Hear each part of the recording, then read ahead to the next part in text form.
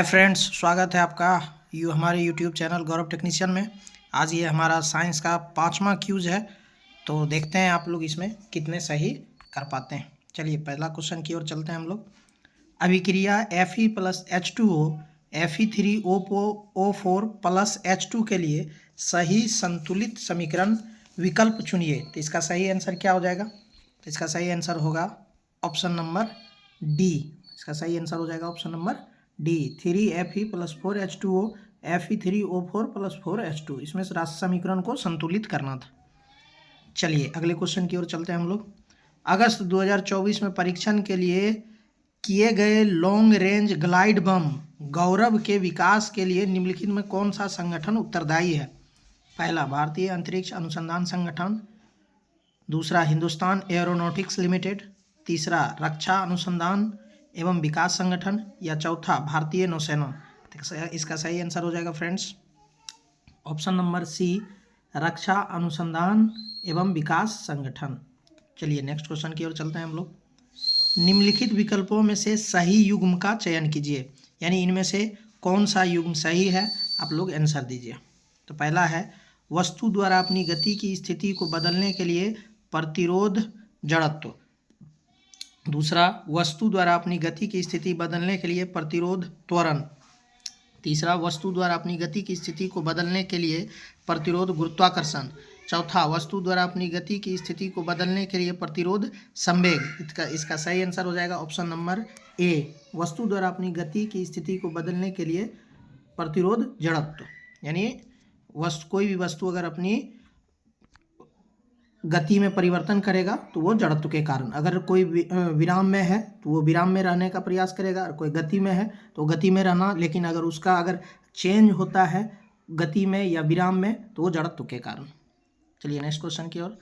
निम्नलिखित में से कौन सा या कौन से कथन सही हैं? पहला, किसी वस्तु का द्रव्यमान उसके भार के समान होता है। दूसरा, किसी वस्तु का द्रव्यमान उसके भार के समान नहीं होता है। तीसरा, द्रव्यमान अदिश राशि है जबकि भार सदिश राशि है। तो इसका आंसर क्या हो जाएगा फ्रेंड्स? इसका सही आंसर है 4 का सी, कथन 1 और 2 दोनों सही हैं। चलिए अगला क्वेश्चन की ओर चलते हैं। अलैंगिक प्रजनन के संदर्भ में गलत युग्म का चयन कीजिए। पहला, लेशमानिया द्विखंडन, प्लेज्मोडियम बहुखंडन, खमीर मुकुलन या हाइड्रा बहुखंडन। ये लोग प्रजनन किस विधि द्वारा करते हैं? तो 5 का डी सही हो जाएगा, हाइड्रा बहुखंडन विधि द्वारा प्रजनन करता है। चलिए नेक्स्ट क्वेश्चन की ओर। गोलीय दर्पण द्वारा प्रकाश के परावर्तन के मामले में फोकस दूरी f, वस्तु दूरी u और प्रतिबिंब दूरी v के बीच का संबंध डैश द्वारा व्यक्त किया जाता है। तो इसका सही आंसर हो जाएगा 6 का सी, 1/f बराबर 1/u plus 1/v, option number C. चलिए नेक्स्ट क्वेश्चन की ओर चलते हैं हम लोग।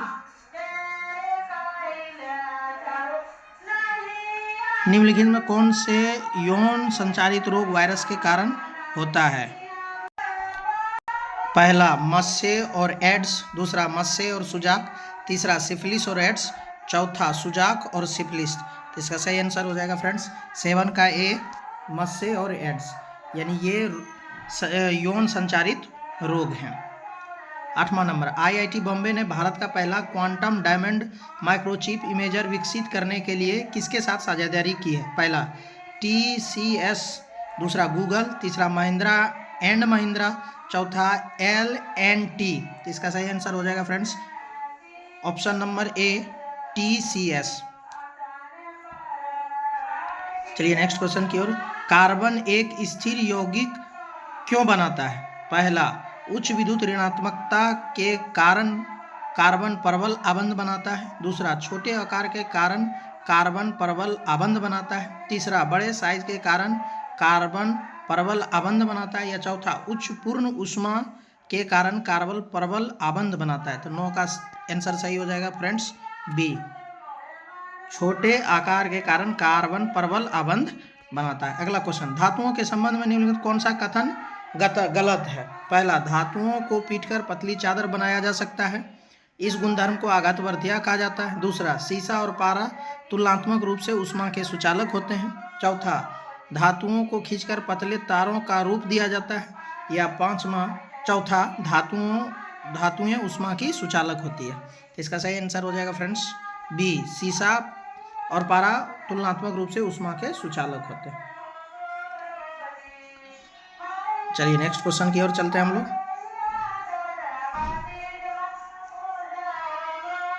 सॉरी फ्रेंड्स, कॉपर ऑक्साइड वाले बीकर में तनु हाइड्रोक्लोरिक अम्ल मिलाने पर निम्नलिखित में से किसका निर्माण होगा?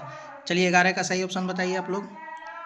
11 का सी हो जाएगा। कॉपर टू क्लोराइड के बनने से नीले हरे रंग का विलयन बनता है। चलिए नेक्स्ट क्वेश्चन की ओर चलते हैं हम लोग। क्वेश्चन नंबर 12, हमारे शरीर में मस्तिष्क एवं स्पाइनल कॉर्ड मिलकर क्या बनाते हैं? यानी मस्तिष्क और स्पाइनल कॉर्ड मिलकर क्या बनाते हैं? पहला परिधीय तंत्रिका तंत्र, दूसरा अंतःस्रावी तंत्र, तीसरा केंद्रीय तंत्रिका तंत्र या चौथा स्वायत्त तंत्रिका तंत्र। चलिए इसका सही ऑप्शन बताइए। जब हम लोग सेट नंबर 1 कर रहे थे तो भी ये क्वेश्चन पूछा गया था। ये प्रीवियस ईयर के क्वेश्चन है फ्रेंड्स, यानी जो भी एग्जाम में अभी तक पूछा गया है वो सारे क्वेश्चन मैंने साइंस का 20-20 क्वेश्चन मैंने क्यूज के लिए चूज किया हुआ है। 12 का सी केंद्रीय तंत्रिका तंत्र इसका सही आंसर हो जाएगा। चलिए अगला क्वेश्चन, रदरफोर्ड के परमाणु मॉडल के बारे में निम्नलिखित से कौन सा कथन गलत होगा? तो इसका सही आंसर हो जाएगा फ्रेंड्स,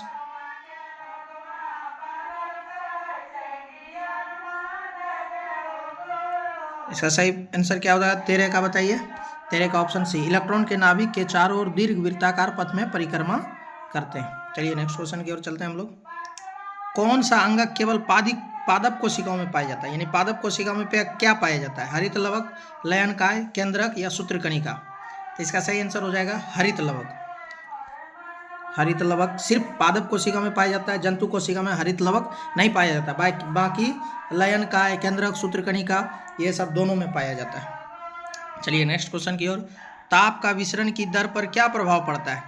ताप का विसरण की दर पर क्या प्रभाव पड़ता है? पहला, यह तापमान बढ़ने के साथ बढ़ता है। इसमें पहले वृद्धि होती है और फिर कुछ समय पश्चात कमी हो जाती है। विसरण की दर पर ताप का कोई प्रभाव नहीं पड़ता या ताप बढ़ने के साथ यह घटता है। तो 15 का आंसर हो जाएगा ऑप्शन नंबर ए। 15 का ऑप्शन नंबर ए, यह तापमान बढ़ने के साथ बढ़ता है। चलिए फ्रेंड्स नेक्स्ट क्वेश्चन की ओर चलते हैं हम लोग। निम्नलिखित में से किसमें क्लोरोफ्लोरोकार्बन का उपयोग नहीं किया जाता? पहला रेफ्रिजरेटर, दूसरा अग्निशामक, तीसरा एरोसोल स्प्रे या चौथा ग्राइंडर। तो 16 का ऑप्शन क्या हो जाएगा फ्रेंड्स? सही आंसर इसका अग्निशामक। इसमें क्लोरोफ्लोरोकार्बन यानी CFC का उपयोग नहीं किया जाता। गोलीय दर्पण द्वारा उत्पन्न आवर्धन डैश के बराबर होता है, यानी गोलीय दर्पण द्वारा उत्पन्न आवर्धन किसके बराबर होता है? तो 17 का सही आंसर हो जाएगा डी, प्रतिबिंब की ऊंचाई बटे वस्तु की ऊंचाई। यानी आवर्धन को m से सूचित करते हैं हम लोग। m बराबर होता है -v/u। इसी को हम लोग बोलते हैं प्रतिबिंब की ऊंचाई बटे वस्तु की ऊंचाई। चलिए नेक्स्ट क्वेश्चन की ओर चलते हैं हम लोग। निम्नलिखित में कौन से कथन ऊर्जा संरक्षण के नियम को संदर्भित करता है या करते हैं? तो 18 का सही आंसर हो जाएगा फ्रेंड्स, 18 का ए, यानी कथन 1 और 2 दोनों सही हैं। ए और 2 दोनों सही हैं। चलिए फ्रेंड्स, कोशिका के तरल पदार्थ के लिए प्रोटोप्लाज्म शब्द किसने गढ़ा था? कोशिका के तरल, पहला है ऑप्शन परकंजे, दूसरा रॉबर्ट हुक, तीसरा रॉबर्ट ब्राउन या चौथा विर्चो। तो इसका सही आंसर हो जाएगा 19 का ये पुरकुंजे ने। यानी प्रोटोप्लाज्म शब्द किसने दिया था? पुरकुंजे ने। किसी विलयन के कणों का साइज कितना होता है? तो इसका सही आंसर हो जाएगा व्यास में 1 नैनोमीटर से छोटा, यानी 1 नैनोमीटर से भी छोटा होता है। चलिए फ्रेंड्स, आज का क्यूज यहीं पे समाप्त होता है। आप लोग शेयर करें, कमेंट करें और ज़्यादा से ज़्यादा आप लोग इसे शेयर करें ताकि हमें भी वीडियो बनाने में थोड़ा सा मदद मिलेगी। Thank you so much.